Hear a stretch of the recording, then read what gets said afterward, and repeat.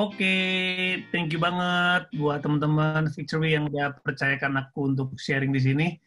Dan temanya sebenarnya menarik ya. Temanya PDKT terus kapan jadiannya, gitu ya.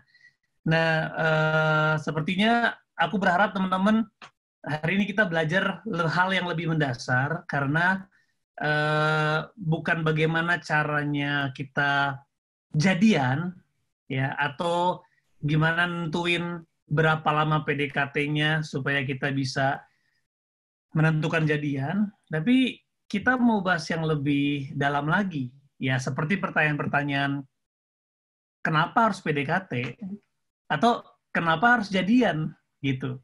Karena di sini kita mau sama-sama menemukan hal-hal yang mendasar supaya kita semua tidak tertipu oleh yang namanya perasaan gitu. Tapi sebelumnya boleh kita berdoa sebentar yuk. Tuhan Yesus, terima kasih. Aku berdoa supaya hari ini kami menemukan kebenaran di dalam Tuhan. Roh Kudus berbicaralah di dalam nama Tuhan Yesus. Kami berdoa. Amin. Oke, teman-teman, di sini kayaknya gambar kalian semua agak terberhenti. Tapi kalau memang kalian dengar jelas suara saya, boleh kasih reaction jempol nggak? Just to make sure. Oh, mantap. Terima kasih.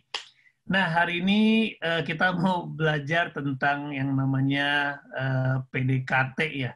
Coba di sini yang pernah di PDKT-in tapi dianggurin berbulan-bulan, boleh nggak angkat tangannya? PDKT doang, tapi nggak ditembak-tembak. Ada berapa banyak kah di sini yang PDKT doang tapi nggak ditembak-tembak, ya kan? Nah, hari ini kita mau belajar tentang PDKT.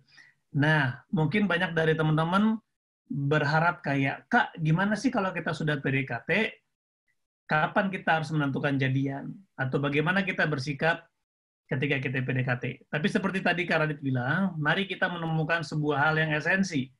Karena kalau kita menemukan hal yang esensi, yang lainnya teman-teman pasti akan tahu jawabannya. Seringkali kita berusaha untuk mencari tahu apa yang tidak esensi. Contohnya kayak aksesoris. Ya, dan ini membuat anak-anak muda jadi salah bertanya. Kenapa penting banget? We have to ask the main question. Karena kalau pertanyaannya aja salah, jawabannya juga pasti salah. Ya, kalau pertanyaannya udah tidak pada konteks yang memang dalam konteks kesiapan, maka pertanyaan apapun akan jadi salah. Dengan siapakah aku harus pacaran? Gimana caranya menemukan yang paling tepat? Gimana cara kita tahu yang dari Tuhan? Nah, itu semua aksesoris-aksesoris yang penting dan bagus. Tapi seringkali kalau ditanyain, emang kenapa kamu harus nikah? Itu bahaya tuh. Emang kenapa kamu harus pacaran? Nah, ini kan sebuah hal yang harusnya kita pertanyakan terlebih dahulu. Makanya ada 3 hal yang kita hari ini mau belajar. 3 main question yang kita harus pertanyakan sama diri kita sendiri. Ya, ini bukan tanya sama orang lain. Yang pertama itu tentang kenapa atau why. Yang kedua dengan siapa. Yang ketiga kapan. Nah, mungkin pertanyaan kapan jadian ini bisa dijawab di when. Ya, tetapi sesungguhnya ada 2 pertanyaan mendasar yang bisa membantu kita untuk menemukan jawaban-jawaban yang lain. Ya. Nah, yang pertama, pertanyaan yang ditanyakan tadi tentang kok PDKT mulu, kapan jadiannya, gitu ya. Nah, ketika ada orang datang sama Kak Radit, lalu mereka bertanya, Bang, gue udah deket nih Bang, kapan nih gue jadian, kira-kira kapan gue nembak ya? Nah, pasti aku nggak akan tanya atau berikan tips-tips gimana supaya nembak ya. Karena concern kita sebagai counselor adalah mempertanyakan kembali kenapa dia harus jadian. Kenapa sama orang itu. Makanya, why adalah pertanyaan yang paling penting. Dan rata-rata orang nggak bisa jawab. Atau nggak usah gitu. Ketika Kak Radit melakukan premarital counseling, ketika aku tanya, kenapa kamu nikah? Wah, itu jawabannya pun mereka nggak bisa jawab. jadi eh, ketika Kak Radit nanya, kira-kira kamu kenapa harus nikah sekarang? Kenapa kamu sama dia? alasan-alasannya rata-rata tidak kuat. Ya, itu kenapa teman-teman penting sekali ketika kita masih single, pertanyaan-pertanyaan ini yang teman-teman harus bisa jawab atau persiapkan. Nah, kenapa pacaran? Kenapa harus memiliki gebetan? Atau lebih jauh lagi, kenapa kamu mau menikah? Pertanyaan ini penting karena alasan yang salah akan menghasilkan hubungan yang salah. Mau nikah sama anak pendeta, mau nikah sama anak ketua sinode, mau menikah sama orang yang pernah ke surga ke neraka, kalau kamunya nggak ngerti kenapa kamu harus nikah, percuma.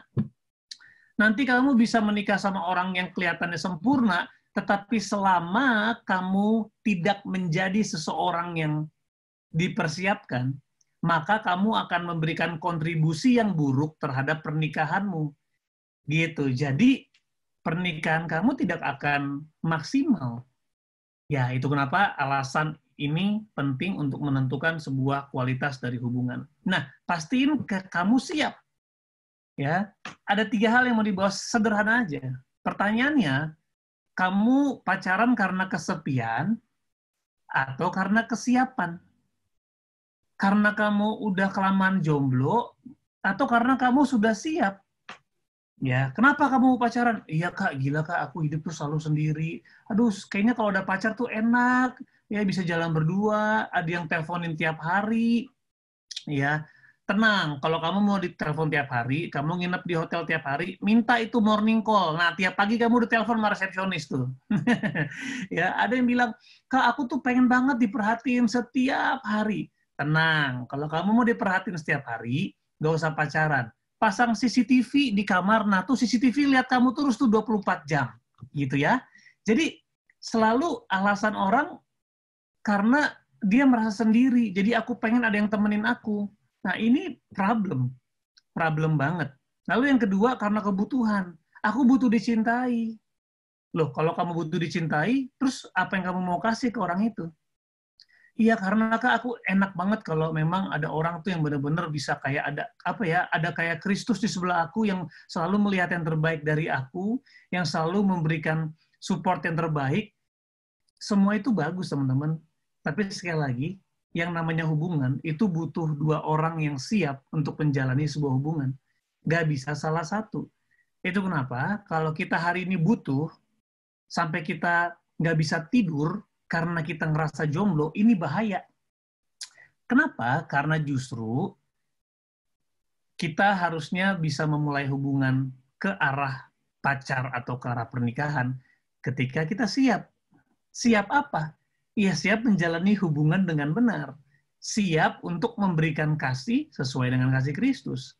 Siap untuk bertanggung jawab sama hidup sendiri dulu, lalu bisa berkontribusi buat hubungan kalian. Yang ketiga, kenapa harus pacaran? Karena terluka. Ternyata karena terluka sama mantan yang lalu, dia butuh seseorang untuk menggantikan pasangannya. Nah, this is also the wrong reason. Makanya teman-teman, kalau kita lihat ceritanya Adam dan Hawa, di situ Adam hidup berdua sama Tuhan. Dan kita lihat Adam benar-benar tidak butuh dia nggak kesepian, dia nggak ngerasa butuh ada orang yang harus mencintai dia. Karena bagi Adam, Tuhan sangat cukup. Lalu di situ Adam dipercayakan tanggung jawab untuk mengelola Taman Eden.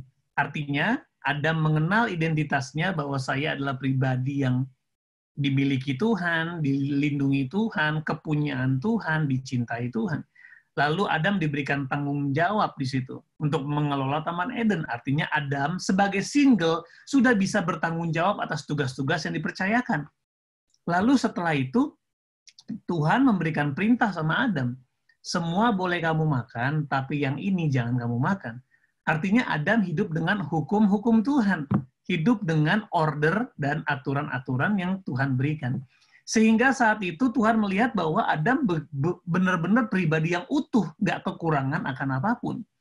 Makanya Tuhan membuat Adam tidur. Ketika Adam tidur, di situ diambilnya Hawa dari Adam. Artinya teman-teman, Adam bisa nyenyak, tinggal atau hidup sendirian. Dia ngerasa cukup. Karena bagi dia, Yesus atau Tuhan itu cukup buat Adam.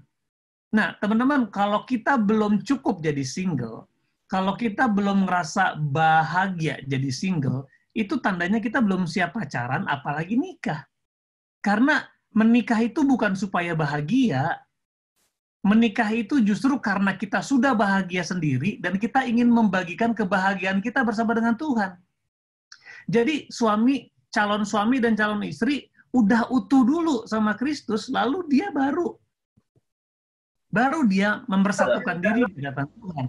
Ini yang membuat akhirnya hubungannya jadi powerful. Nah, makanya teman-teman, sebelum kamu lakukan PDKT, pastiin kamu siap. Kamu memiliki alasan, bukan karena butuh, bukan karena mau menemukan belahan jiwa. Ya, aku mau bilang bahwa kamu tuh nggak terbelah. Ya, kamu tuh bukan amuba yang dibelah-belah. Kamu tuh manusia utuh.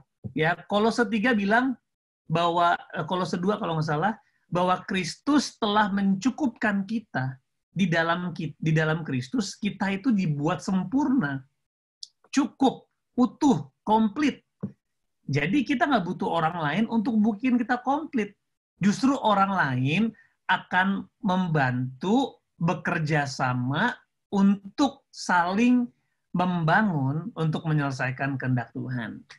Ya, jadi teman-teman, sebelum kita menjawab pertanyaan gimana sih cara nembak, kapan sih waktu jadian, nanti dulu. Kenapa kamu jadian? Karena siap atau karena kesepian? Karena siap atau karena kebutuhan? Karena siap atau karena terluka? Jangan-jangan gara-gara mando kata keseringan ditanyain terus stres. Tiap kali tahun baru ketemu keluarga ditanyain kapan kamu nikah. Akhirnya kamu cepet-cepet cari di Tinder, cari di apps dating, lalu kenalan, pacaran, langsung nikah, supaya nggak ditanyain sama keluarga. Nah, itu kan bukan alasan yang tepat. Ya. Lalu, yang kedua, pertanyaan yang nggak kalah penting adalah, kenapa dia? Ya, kenapa dia, kenapa bukan yang lain? Nah, teman-teman, itu kenapa ketika kita mau mendekati diri sama orang, kita mau membangun hubungan sama orang, apalagi untuk ke arah yang namanya arah pacaran, atau lebih jauh arah pernikahan, kita harus memiliki 3C ini. Yang pertama itu compatibility. Compatibility itu kesepadanan. Ini secara psikologis, ya research menandakan bahwa ada beberapa suku-suku yang kalau disatuin itu memiliki potensial problem. Nah, jadi kita juga harus sadar di sini. Oh, aku sama dia dari suku ini dan suku ini. Nggak apa-apa, nggak ada yang salah. Cuman teman-teman harus tahu kira-kira dengan background suku yang ada, hal-hal apa saja yang saya harus ketahui. Supaya teman-teman mengetahui dengan siapa kalian berhubungan. Lalu umur. Kalau umur jaraknya 10 tahun, itu memiliki juga potensial isu. Makanya teman-teman harus memahami, harus mengerti, dan berusaha untuk mencari kesepadanan ini. Atau mungkin teman-teman melihat bahwa dia ini orang yang goalnya adalah memang pengen jadi kaya. Tapi teman-teman punya goal adalah nggak mau, aku mau hidup buat banyak orang, aku mau hidup untuk orang-orang yang susah, dan aku nggak mau untuk mengejar kekayaan. Nah, itu kan nggak compatible. Jadi teman-teman, hal yang itu aja udah nggak cocok, ya. Boro-boro kita ngomongin yang namanya beda agama, ya, atau beda iman. Yang sama iman aja tetap bisa jadi problem. Belum ngomongin beda sinode, belum ngomongin beda gereja. Itu hal-hal yang teman-teman harus juga cermati. Tentu, sebenarnya dalam Kristus semua bisa bersatu. Tapi ini hal-hal yang bisa jadi isu. Lalu yang kedua, karakter. Teman-teman, nggak pernah saya temukan orang bercerai karena masalah tubuh. Contohnya, Kak, aku kayaknya udah males, Kak, aku nikah sama dia, aku selesai aja deh. Loh kenapa? Iya, Kak, ngoroknya kenceng banget, Kak. Aku terganggu jadi nggak pernah bisa tidur. Hampir nggak pernah, teman-teman. Ya, atau Kak, aku nggak suka nih sekarang suamiku sukanya olahraga, naik sepeda, goes mulu tiap hari. Dan setiap kali pulang badannya jadi bau, Kak. Aku nggak mau deh, aku mau pisah. Hampir nggak pernah, teman-teman. Selalu masalahnya karakter. Jadi kalau kamu lagi naksir sama cewek, sama cowok, jangan karena dia anak basket, anak dancer, badannya bagus kayak botol kecap, lalu bahasa Inggrisnya jago, ya kan, ganteng, cantik. No, no, no, no. Bukan itu. Ya, atau anaknya gaul, kalau ngomong ya I mean ya like ya jadi bukan karena itu, bukan karena gaul, bahasanya suka bahasa Inggris, no. Lihat yang karakternya memiliki karakter yang dewasa. Itu kenapa jangan sekedar ganteng atau cantik, karena kegantengan dan kecantikan nggak pernah jadi masalah dalam pernikahan. Ya, yang jadi masalah adalah karakter. Ya, itu kenapa kita perlu tanya, kenapa dia? Kalau memang kamu deketin dia karena dia paling ganteng di sekolah, tunggu dulu deh. Mendingan kamu mundur 1 langkah, 2 langkah untuk memperlihatkan apa dengan karakter dia bisa menjadi teman pewaris kasih karunia, Alkitab bilang. Apakah dia nanti ke depannya bisa menjadi pasangan bagi aku? Teman-teman jangan pacaran kalau nggak siap nikah. Makanya waktu sebagai pelajar itu waktu yang sangat-sangat tidak tepat untuk sebenarnya pacaran. Ya tentu karena Radit punya anak, Radit juga harus mempersiapkan diri untuk ngajarin sama mereka bahwa tugas kamu ketika kamu sekolah, kamu belajar bertanggung jawab. Sama kayak Adam dipercayakan untuk mengelola Taman Eden sebelum nantinya kamu dipercayakan milik kamu. Makanya di sini penting banget untuk kita tadi belajar bertanggung jawab. Ya belajar untuk hidup bersama dengan Tuhan. Supaya ketika kita hidup berdua, kita bisa berkontribusi ya untuk menjaga, membangun hidup orang lain. Itu pernikahan, teman-teman. Jadi kalau kita pacaran, nggak ada tujuannya, jangan pacaran. Kenapa kamu pacaran? Ya, karena aku ingin belajar mencintai seperti Kristus, Kak. Lah, emang nggak bisa belajar mencintai orang tua gitu? Emang nggak bisa belajar mencintai sahabat? Kenapa harus belajar mencintai di pacaran? Yang ada di pacaran kita belajar nafsu, ya kan? Gitu loh. Makanya teman-teman, kalau kita ingin mengalami cinta Tuhan, ingin belajar cinta Tuhan, kita harus belajar dari sejak di keluarga. Belajar mengampuni orang tua, belajar mengasihi kakak adik, belajar memberikan kasih tanpa syarat kepada sahabat-sahabat. Di sini kita bisa memiliki kedewasaan. Baru setelah kita siap, dewasa, kita bisa berpikir untuk bisa membangun hubungan ke arah pacaran atau pernikahan. Nah, yang ketiga, kenapa dia? Cari yang berkomitmen. Cari orang-orang yang bisa menghargai orang tuanya. Cari orang-orang yang lebih mementingkan pendidikannya daripada kamu. Ya, sering banget nih ya, sekarang kan zaman bucin ya. Banyak orang-orang yang kalau aku dengar ceritanya, dia tinggalin sekolahnya, dia tinggalin orang tuanya, dia tinggalin pelayanannya hanya gara-gara pacar ini. Kenapa? Karena ini salah satu kriteria bucin ya.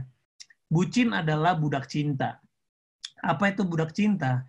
Adalah seseorang yang diperhamba oleh perasaannya sehingga dia rela meninggalkan hal-hal esensi di hidupnya demi sesuatu yang tidak pasti, demi sesuatu yang fana sifatnya.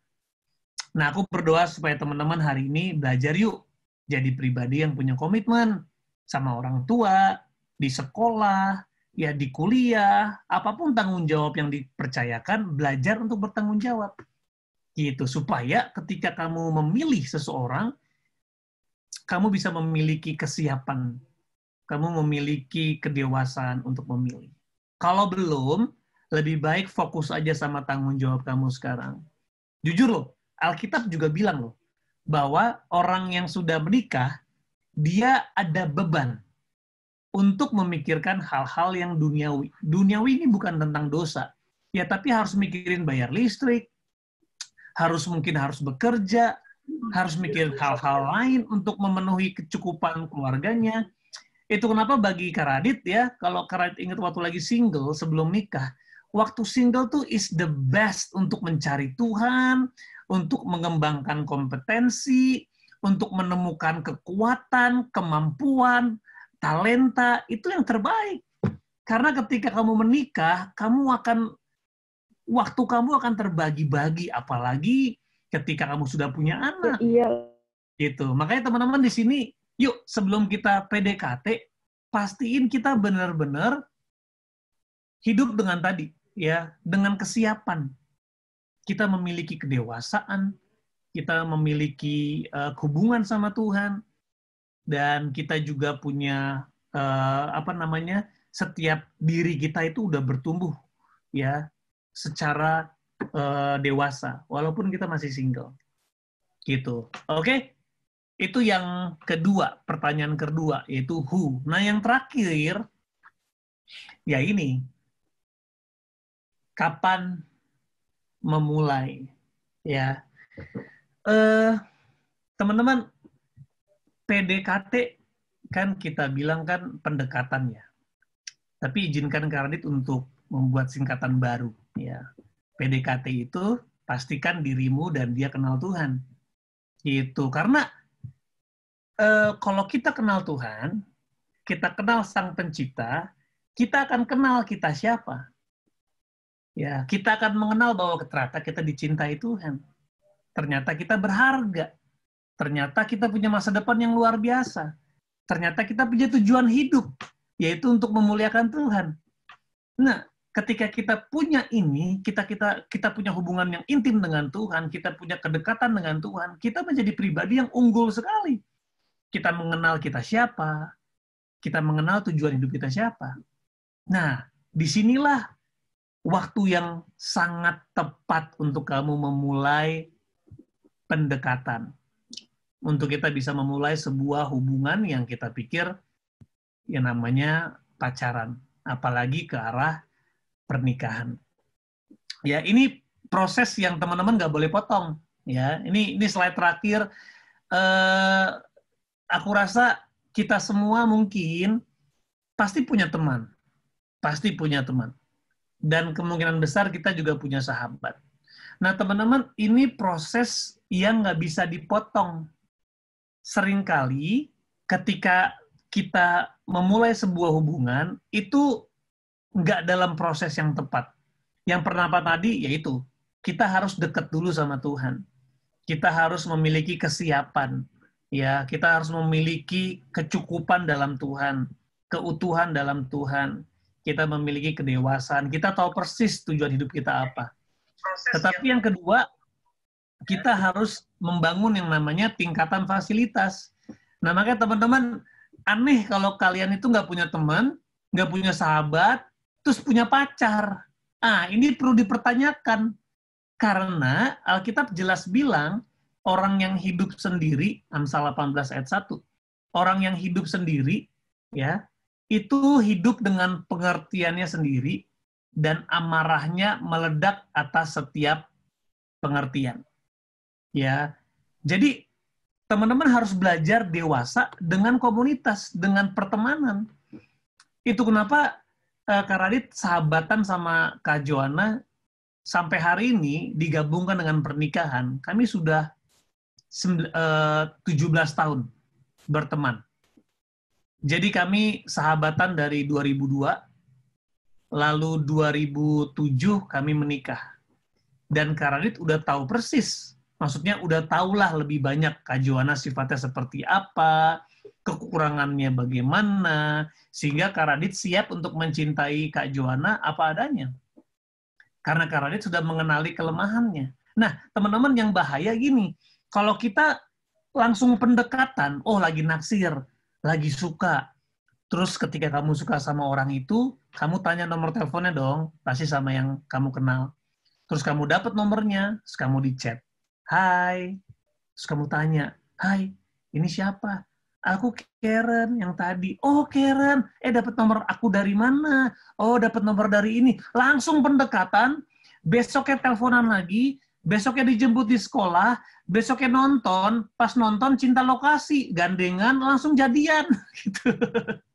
Nah, teman-teman, ini proses yang cepat banget ya. Makanya di situ kita belum mengenali dengan siapa kita berhubungan.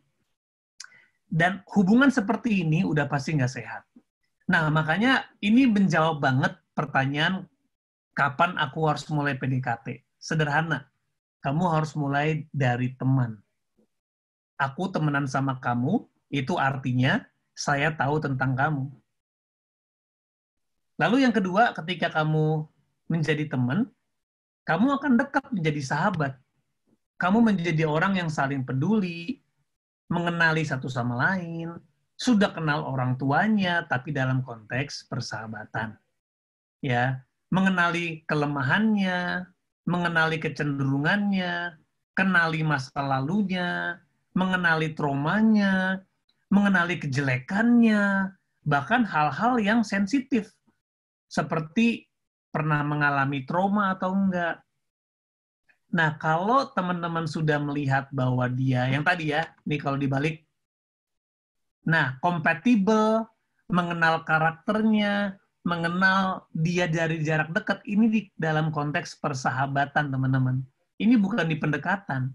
Nah, ketika sudah menemukan itu semua, kalian melihat dia sepadan, kamu melihat ada kedewasaan, kamu melihat dia juga banyak punya tujuan-tujuan yang sama, kamu punya nilai juga yang sama-sama mengasihi Tuhan, dan di situ kamu baru boleh dan sehat untuk berpikir untuk pendekatan. Nah, tapi waktu kamu pendekatan juga, ini bukan proses mesra-mesraan ya. Biasanya kan pendekatan tuh proses kalau anak muda langsung jalan berdua lah, langsung coba untuk jual beli asmara lah. Nah, ini juga nggak tepat.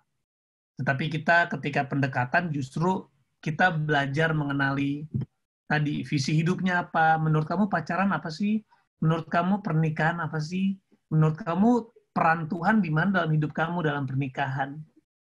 Mungkin beberapa dari teman-teman nanya, gila ya, jauh banget mikirnya. Nah, inilah masalahnya. Kita sudah diajar oleh dunia untuk menjalani hubungan yang namanya pacaran sebelum kita mengenal apa itu cinta. Cinta itu jelas loh. Cinta itu menjaga. Cinta itu berkorban. Cinta itu melindungi. Dan cinta itu kudus. Tetapi yang sebaliknya, nafsu itu memaksa, nafsu itu menggunakan, nafsu itu mengorbankan orang lain untuk kepentingan dia, dan nafsu itu berlawanan dengan kekudusan. Nah, itu kenapa teman-teman, ketika kita lagi mau pendekatan ke arah pacaran, make sure teman-teman mengenali banget siapa teman-teman di hadapan Tuhan. Pertanyaan yang paling sering ditanyain sama Kak Radit, dan sama semua orang deh yang membuat kelas-kelas kayak begini, adalah ini. Kak, gimana kita bisa tahu kalau dia datang dari Tuhan? Ini pertanyaan yang bagus. Ya, tetapi kalau Kak Radit balik pertanyaannya gini. Oke, kalau aku tanya, kamu gimana sama Tuhan? Oke, Bos. Kamu bisa pastiin nggak bahwa kamu adalah seseorang yang benar di hadapan Tuhan? Langsung dia bingung. Ya itu sih Kak, aku juga masih baca Alkitab bolong-bolong, aku juga masih jauh sama Tuhan. Loh, kalau kamu aja jauh dari Tuhan, kenapa kamu harus nanya?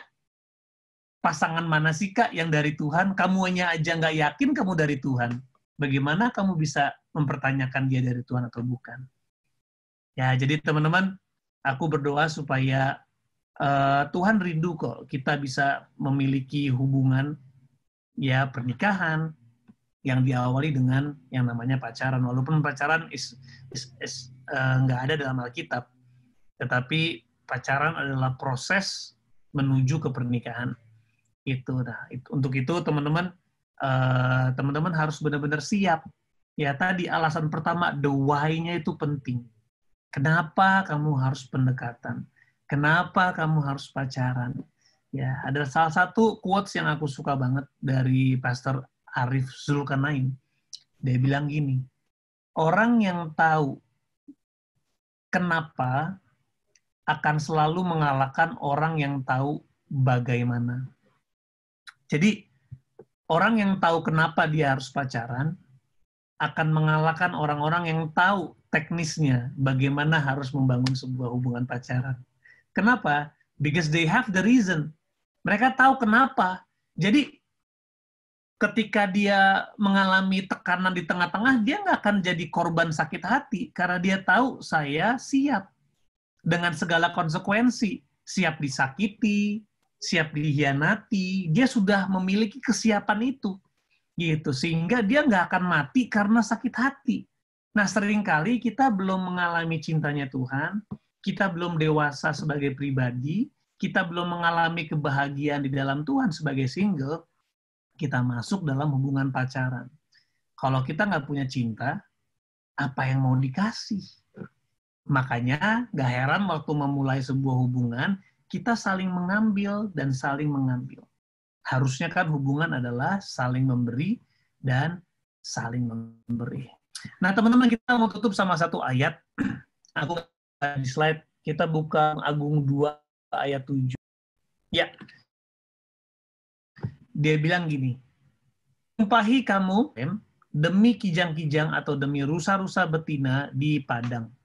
Jangan kamu membangkitkan dan menggerakkan cinta sebelum diingininya.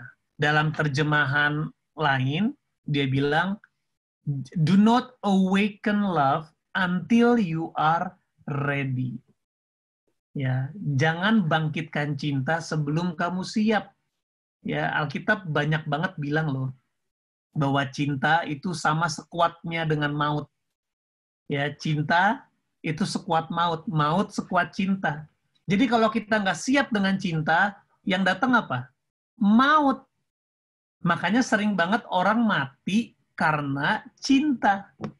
Padahal cinta itu nggak mungkin mematikan kamu. Cinta itu harusnya menghidupkan. Gitu. Nah, so aku berdoa supaya teman-teman Victory Church di sini, anak-anak remaja, anak-anak muda, yang mungkin lagi pengen banget, lagi naksir sama orang, lagi naksir sama cewek, lagi naksir sama cowok, itu normal karena kita manusia yang merasa. Tetapi kalau kita mau menjadi orang yang berhasil, kita nggak bisa dikuasai oleh perasaan. Kita harus dikuasai oleh firman Tuhan. Supaya kita menjadi pribadi yang siap. Ya, bukan karena sepian, tapi pribadi yang siap bukan karena kebutuhan. Bukan juga pribadi yang siap, bukan karena terluka. Lalu kalian akan belajar memilih seseorang yang berkenan, dan teman-teman tahu kapan harus memulainya. Semoga ini bisa membantu teman-teman, ya, dan pastiin kita semua membangun hubungan sama Tuhan serius, ya, supaya kita menjadi pribadi yang dewasa dalam Dia.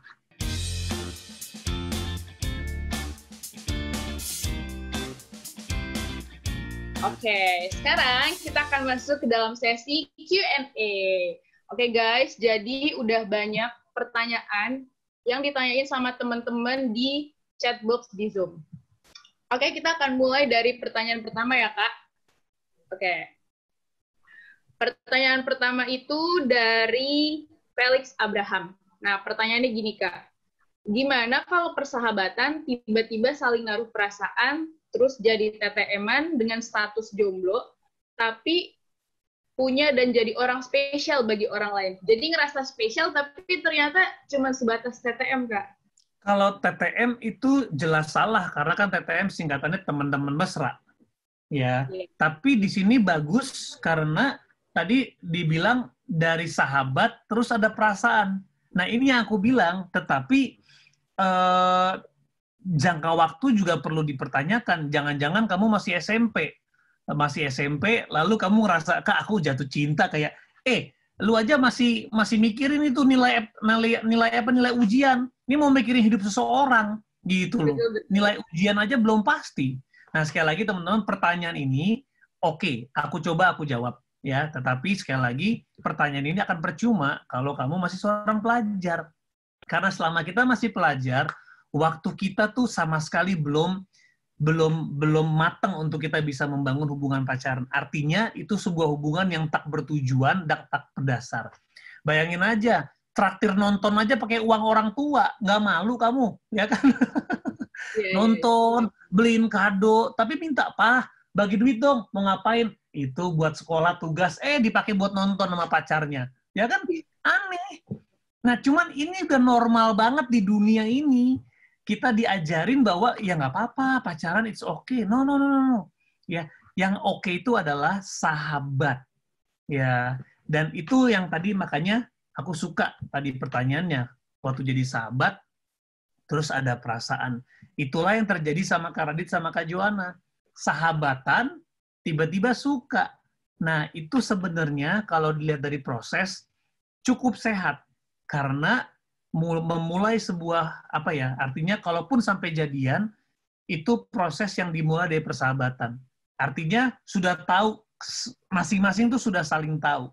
Sehingga ketika berhubungan, kita nggak akan hidup dengan kepalsuan, ekspektasi yang terlalu lebih dan sebagainya. Gitu. Tapi sekali lagi, TTM is no. Karena TTM itu singkatannya teman-teman mesra. Oke, jadi TTM no ya Kak, tapi sahabat is no. Okay lah ya. Oke. Oke, thank you Kak buat jawabannya. Next, kita punya pertanyaan kedua dari Nita Susanti. Pertanyaannya, gimana kalau PDKT-an kita beda agama Kak? Apakah kita harus lanjutkan atau gimana Kak? Tetap jadi teman aja, maksimal sahabat. Karena kalau pacar itu nggak ada tujuannya. Sekali lagi, teman-teman harus punya mindset. Pacaran itu kan hubungan, orang bilang asmara ya. Ya, hubungan yang udah antara lelaki dan perempuan, dan arahnya tuh yang I love you, ya nggak sih? Kan nggak mungkin pacaran nggak I love you kan? Pasti ada I love you-nya. Lah, berarti kan love di situ. Nah, apa sih love? Love itu berkorban. Nah, siapa yang pernah berkorban? Yesus Kristus berkorban. Gitu. Jadi, kalau kita ingin pacaran sama orang yang berbeda iman, aku rasa itu hubungan yang nggak bertujuan. Ya, kita nggak ngomongin mana benar mana salah loh. Sesama Kristen saja belum tentu sepadan. Ya, ada orang-orang Kristen yang hidupnya buat diri sendiri, tapi ada orang-orang Kristen yang hidupnya buat Tuhan. Nah, carilah orang-orang yang seiman, tapi juga seamin. Artinya yang diaminkan sama. Amin kekudusan. Amin tujuan buat Tuhan. Amin hormati orang tua. Amin no backstreet. Nah, gitu. Jangan-jangan imannya sama, aminnya beda. Seks, amin. Waduh, gawat. Gitu kan. Yang satu jaga kekudusan, yang satu bolehlah, dikit-dikit aja. Yang penting bagian atas aja. Oh, jangan. Ya. Pokoknya harus sama aminnya. Jaga kekudusan. Karena cinta itu tidak pernah melawan kekudusan. Jadi kalau hari ini teman-teman, kalau ada pacarmu atau siapalah yang coba untuk pegang-pegang kamu, cium-cium kamu, udah pasti itu tidak cinta, tapi jelas nafsu gitu ya. Oke Kak, jadi intinya walaupun sesama orang Kristen, seiman, belum tentu satu visi dan satu tujuan ya. Iya. Jadi harus seamin ya. Seamin, betul. Amin tuh. Oke, next pertanyaannya Kak. Nah, tadi kan Kak Radit bilang tuh kayak sebelum kita memulai suatu hubungan kita tuh harus dewasa dulu. Nah, yang dimaksud dengan kedewasaan tuh menurut Kak Radit tuh seperti apa? Oke, yang tadi ada 3 hal. Yang teman-teman boleh baca Kejadian 1 dan Kejadian 2. Kedewasaan itu artinya ketika yang pertama, kita mengenal identitas kita di dalam Tuhan. Bahwa saya pribadi yang cukup. Ya, saya dicintai Tuhan. Bahwa saya pribadi yang berharga. Ya, itu identitas. Jadi, orang-orang kayak gini nggak gampang baper pasti. Kenapa? Karena dia kenal banget siapa di hadapan Tuhan. Sehingga kalau ada orang-orang yang sakitin dia, ya dia nggak akan baper kayak, aduh Tuhan, aku disakiti Tuhan. Aku bisa mati kalau nggak ada sahabat-sahabatku. No. Dia pribadi yang cukup, dia kenal banget siapa Tuhan yang mengasihi dia. Ya, kalau dia nembak orang, aku sering cerita ini. Misalnya nih, dia pribadi yang utuh dewasa.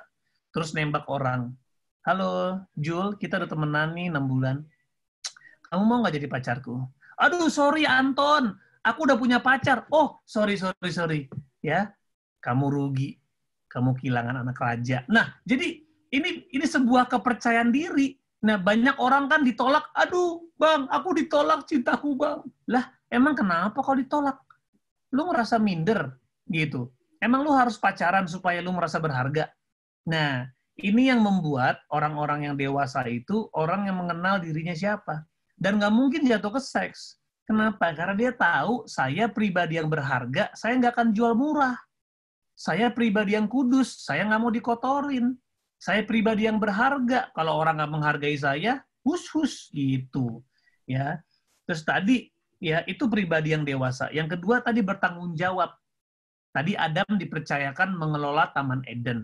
Makanya bukti pribadi yang dewasa adalah satu, dia bertanggung jawab di keluarganya. Dia mampu menghormati orang tuanya. Dia mampu mengasihi orang tuanya. Terus di sekolah juga pribadi yang bertanggung jawab. Pribadi yang juga rajin mengerjakan tugas. Artinya apa? Dia bertanggung jawab. Bayangin aja, tugas sekolah aja dia nggak urus. Gimana mau ngurus hidup lu? Gitu loh. Cuman ngerjain tugas sekolah loh. Ini aja males. Lah ini mau ngurusin anak, istri, ya udah nggak mungkin. Gitu, makanya itu salah satu pribadi yang dewasa itu bertanggung jawab. Yang terakhir, yang tadi, Tuhan kasih tahu sama Adam, pohon ini nggak boleh kamu makan. Jadi orang yang dewasa itu tahu batasan-batasannya. Hal ini tidak boleh, karena ini tidak berkenan sama Tuhan. Kurang lebih seperti itu. 3 hal tadi ya, identitas, tanggung jawab, dan juga perintah Tuhan. Oke, identitas, tanggung jawab, perintah Tuhan. Catat ya guys, 3 hal itu. Yes. Oke, lanjut Kak. Nah, aku akan gabungin beberapa pertanyaan ini karena hampir mendekati. Jadi, Kak, gimana sih caranya mengetahui karakter seseorang dengan benar? Misalnya pas PDKT dia manisnya minta ampun ya, lebih dari madu gitu. Tahu-tahu pas udah pacaran, ketahuan busuk-busuknya. Itu gimana tuh, Kak? Ya, itu salah satu bukti PDKT yang tidak dimulai dari persahabatan. Karena jujur, teman-teman, pasti teman-teman yang namanya sahabat, itu sampai kenal sekenal-kenalnya. Udah tahu jelek-jeleknya, udah tahu baper-bapernya, udah tahu jorok-joroknya, udah tahu aneh-anehnya. Nah, itu kenapa sangat penting untuk jangan memulai hubungan ke arah pacar kalau belum deket dalam konteks persahabatan. At least sudah mengerti, sudah memiliki kedekatan segitunya. Di mana mungkin kamu sudah sering untuk bertukar rasa, sudah mengenal orang tuanya, kamu sering dicurhatin, di mana dia lagi marah sama orang tuanya, dia lagi marah sama guru, dia lagi kesel, terus kamu dicurhatin tentang bagaimana dia punya luka. Nah, ini hal yang baik. Nah, makanya kalau PDKT tanpa sahabat, udah pasti yang dikasih tahu yang baik-baik. Ya, dijemput pakai mobil bokap, nonton tunggu 2 minggu, kenapa? Tunggu duit banyak supaya makannya bisa enak. Nah, ini kan PDKT tanpa persahabatan, yang dikasih yang baik-baik. Ya, bulan madu setiap hari. Sepertinya dunia tuh begitu luar biasa. Pas nikah, bulan sabit setiap hari, ya kan? Ya, itu kenapa tadi gimana tahu karakter seseorang, ya udah bersahabatan dengan orang itu. Dekat dengan orang itu dalam konteks sahabat, ya, bukan teman-teman mesra. Karena kalau udah PDKT, udah pasti yang baik-baik doang yang dikasih tahu. Oke, jadi step persahabatan itu nggak boleh dilewatin ya, Pak? Harus teman, sahabatan dulu, baru mulai kenal lebih dalam lagi. Oke. Next, Kak, pertanyaannya. Nah, tadi kan Kak Radit udah ceritanya tentang PDKT nih. Nah, gimana sih waktu Kak Radit dan istri dulu, pranikahnya gimana tuh, PDKT-nya gimana? Yang paling berkesan tuh apa sih, Kak? Coba boleh di-share ke kita, Kak. Nah, tadi Kak Radit udah cerita ya. Aku tuh sahabatan sama Kak Jona 5 tahun. Nah, tapi jangan ditiru. Ini persahabatan yang tidak sehat. Artinya kita nggak TTM. Tapi aku nih macong belangnya Joanna. Gitu. Jadi udah macam belangnya Joanna, udah gitu aku bandar narkobanya Kak Joanna. Jadi, Jo, lu lagi kenapa? Pusing. Ini ganja. Tenang. Ganja ini bikin damai sejahtera. Tenang. Masalah semua selesai. Terus, Jo, lu lagi stres. Tenang. Ayo, sini party sama gua. Party, mabokin. Oh, udah mabok. Masalah hilang kan? Enggak juga. Gitu. Jadi, jangan dicontoh. Karena Kak Radit itu nggak kenal Tuhan dulu. Kak Radit tidak bergereja, nggak berkomunitas. Gitu. Tetapi kalau ditanya, bagaimana kita dekat, ya kita benar-benar kayak adik kakak, benar-benar dekat sekali, ya. Dan ini menurut Karit hal yang baik di antara semua yang nggak baik, yaitu kita mengenal satu sama lain sangat dekat. Kak Joanna kalau curhat tentang orang tuanya, dia cerita ke Kak Radit. Dia nangis, cerita ke Kak Radit. Sehingga Kak Radit kenal betul dia. Nah, waktu pas menikah, walaupun kita banyak kesalahan, tetapi ada apa ya? Ada rasa aman karena aku udah tahu Joanna, jadi nggak perlu ada yang ditutup-tutupin. Itu yang namanya kepercayaan terbangun ketika kita saling mengenal dari dalam. Ya, bukan hanya kebaikan, tapi juga keburukan. Bukan hanya kekuatan, tapi juga kelemahan. Makanya teman-teman, persahabatan jangan dipotong deh. Yang sahabat aja juga belum tentu berhasil, apalagi yang cuma main cepet-cepet aja gitu. Artinya, ini menjaga supaya tidak perlu mengalami sakit hati yang sebenarnya perlu dihindari. Karena ada sakit hati yang nggak bisa dihindari dalam hubungan, tapi banyak banget sakit hati yang sangat-sangat bisa dihindari kalau kita memulai hubungannya dengan sehat. Gitu, Hana. Oke, Kak. Thank you. Nah, Kak, ada pertanyaan lagi nih yang menarik. Menurut Bang Radit, arti kalimat dari lady is waiting not searching gimana, Bang? Apakah emang wanita haknya itu untuk nunggu doang? Keren ini. Aku cukup setuju karena memang ya salah satunya kita belajar dari Alkitab juga ya, bahwa di situ Adam dibikin tidur, terus Hawa diambil dari Adam, terus dibawa sama Tuhan. Itu makanya kita lihat di Alkitab itu perempuan sering ditandai sebagai rusa-rusa. Makanya bayangin nih kalau di hutan, cowok itu kayak pemburu, rusa itu kayak yang diburu. Kan nggak mungkin rusa ngejar pemburu, ya kan? Itu rusa gila namanya. Yang ada si pemburu nih, lagi ngejar-ngejar rusa gitu kan. Nah, tapi si rusa juga harus belajar kasih tanda. Misalnya nih, ada pemburu yang lagi mau nembak. Terus kamu tahu nih pemburu lagi nyari kamu. Nah, kalau kamu memang udah saling suka, ya kasih tanda lah. Patahin kayu kek, aku di sini, gitu kek. Jangan sosok jual mahal, jual mahal, jual mahal. Yang lu suka udah keburu jadian lagi. Gitu. Jadi, rusa itu perempuan memang bukan mengejar, tapi bukan berarti perempuan nggak boleh menunjukkan. Ya, kalau memang sudah dekat, contohnya tadi ya, ada statement kan yang di flyer sekalian, PDKT nggak jadian. Nah, kamu sebagai perempuan harusnya ngobrol, kayak kita udah jalan pendekatan 3 bulan misalnya, atau 2 bulan. Kamu sudah tanya bahwa kamu pernah bilang kamu suka, dan aku juga bilang kamu suka. Tapi sejalan ini kok tiba-tiba kamu ngindar ya? Ada apa? Tanya aja. Jadi, perempuan nggak apa-apa nanya kejelasan. Itu namanya kedewasaan. Jangan diem, terus pas dia jadian, kamu sakit hati, kamu posting di Instagram, deketin doang lo, kayak ini petugas PLN, ya kan? Jangan. Jadi, kamu yang dideketin juga harus bisa meresponi dengan dewasa. Jangan takut kelihatan rendah dengan kamu berkomunikasi. Jadi bilang, aku ngerasa dideketin kamu, betul nggak? Iya sih, ya udah nggak apa-apa. Karena sering banget nih kan cowok-cowok ada tuh yang deketin tuh sekali 3 nih ya, deketin, nanti mana yang dapat diambil. Ada cowok-cowok kayak begitu. Nah, kamu sebagai perempuan nggak ada salahnya untuk bertanya. Aku mau tahu deh, kamu tuh sebenarnya lagi deketin aku nggak sih? Hah, kenapa kamu nanya gitu? Ya enggak, soalnya aku ngerasa kamu cukup intens. Terus cuman aku lihat kamu juga jalan sama perempuan lain. Artinya Aku mau make sure aja kalau kamu lagi deketin aku, ya at least aku tahu. Tapi kalau enggak, ya at least aku juga punya kejelasan. Gitu. Kalau ternyata kamu deketin aku dan kamu jalan sama yang lain, aku rasa itu bukan hal yang terhormat.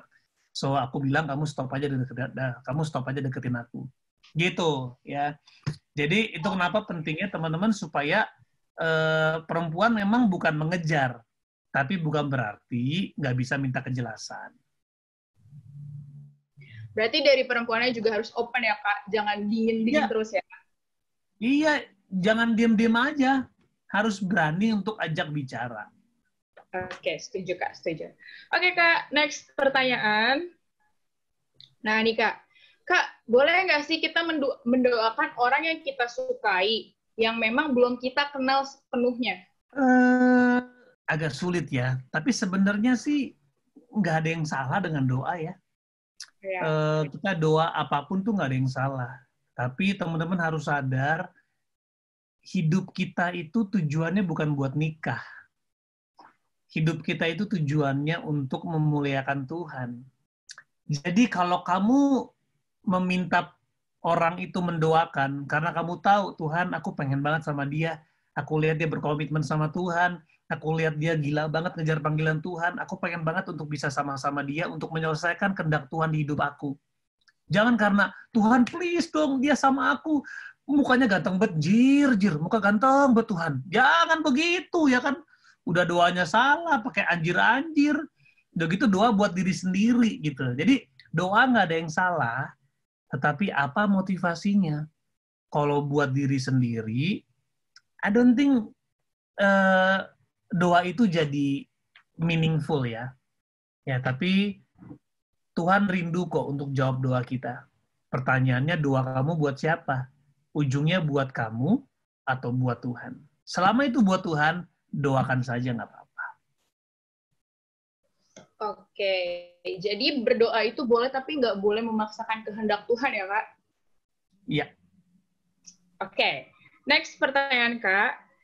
Kak, gimana sih cara ngilangin rasa trauma dari perlakuan cowok yang kurang baik, sehingga kalau ketemu cowok baru jadi nggak punya rasa takut diperlakukan dengan cowok sebelumnya?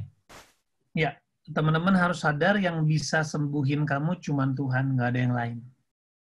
Jangan pernah cari pacar baru untuk menyembuhkan luka kamu. Karena itu hanya akan menambah luka yang lebih dalam. Nah, trauma itu kan sebuah perasaan atau sebuah kejadian yang emosionalnya itu sangat kuat. Ya, artinya kejadian yang negatif yang memunculkan sebuah keadaan emosi yang kuat. Nah, itu berhubungan dengan memori. Nah, teman-teman kalau kita baca Mazmur ya. Mazmur 119 ayat 9 dia ngomong gini. Dengan apakah seorang muda mempertahankan kelakuannya bersih? Ya, dalam bahasa Inggris menarik. Dia bilang, how can a young person stay pure? Nah, trauma kan nggak pure. Trauma itu kan ada ketakutan, ada kebencian, ada kemarahan. Dan Tuhan jelas bilang bahwa dengan apakah seorang muda mempertahankan kelakuannya bersih atau murni, dengan menjaganya sesuai dengan firman-Mu. Segenap hatiku, aku mencari Engkau. Jangan biarkan aku menyimpang dari perintah-perintah-Mu. Dalam hatiku, aku menyimpan janji-Mu, supaya jangan berdosa terhadap Engkau. Jadi teman-teman, nggak ada pilihan lain. Hatimu itu punya Tuhan. Dan cuman Tuhan yang harusnya bertata di hati kita menjadi raja segala raja. Ya. Dan ketika kamu memiliki trauma, kamu harus bawa hatimu ke Tuhan. Cerita sejujur-jujurnya sama Tuhan. Kasih tahu apa yang bikin kamu terluka, apa yang bikin kamu sakit, menangis sama Tuhan, kasih hatimu sepenuhnya. Di situ Tuhan akan berikan rasa aman, dia akan kasih kebenaran. Ya, tapi yang kedua, teman-teman juga harus berani untuk berbagi sama orang-orang yang kamu percaya. Ya, mungkin mentor rohani, sahabat rohani, seseorang yang punya cara pandang yang kuat atau yang apa ya, bersumber sama firman. Karena hati itu butuh waktu untuk disembuhkan. Tapi dalam waktu-waktu itu teman-teman harus do something. Karena waktu itu tanpa sebuah sikap atau tanpa sebuah action nggak akan menyembuhkan. Ya, waktu tidak menyembuhkan. Waktu cuman menyembunyikan.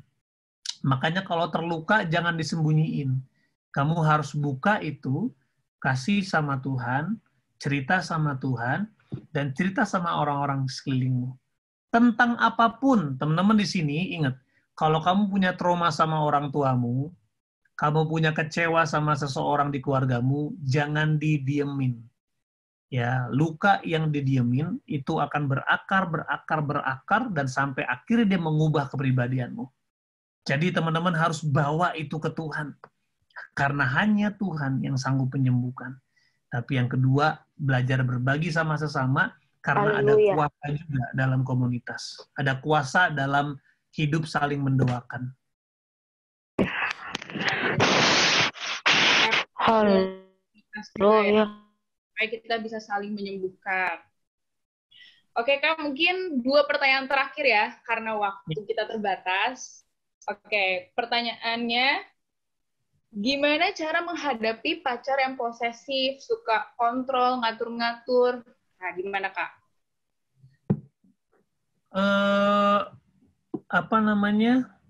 Ajak ini aja.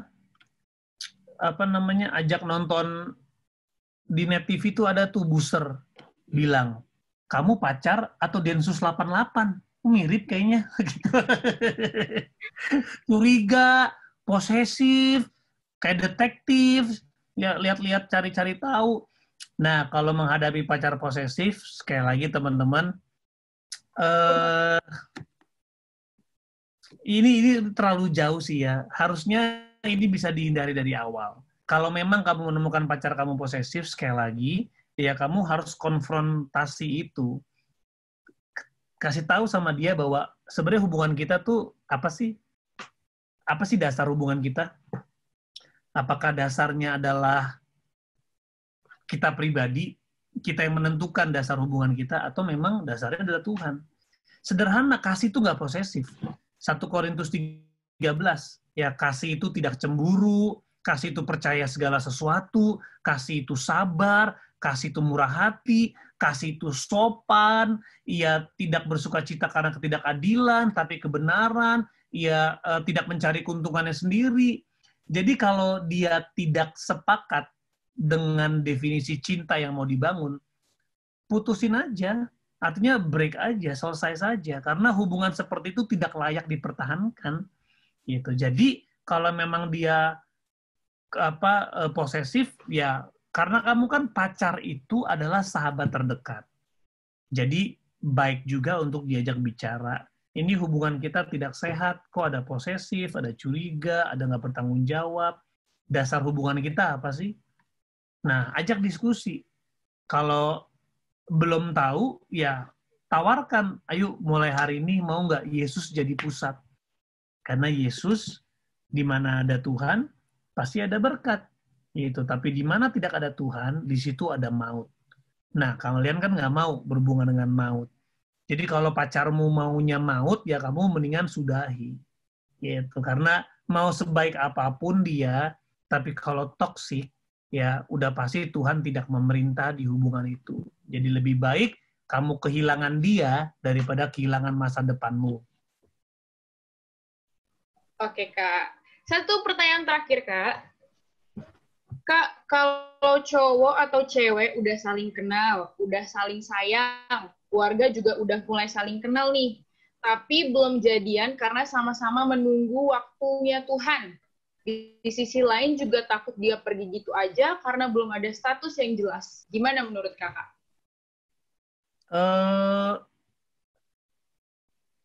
Kalau memang kalian belum pacaran karena waktu Tuhan, ya artinya kamu masih ngerasa kayak karena kalian masih ada kesibukan, atau kalian masih ada tanggung jawab yang belum diselesaikan, dan kalian ngerasa banget belum waktunya, aku rasa nggak jadi masalah. Karena aku terlalu percaya ya, yang namanya pernikahan itu tuh Tuhan itu seneng, artinya Tuhan berkenan.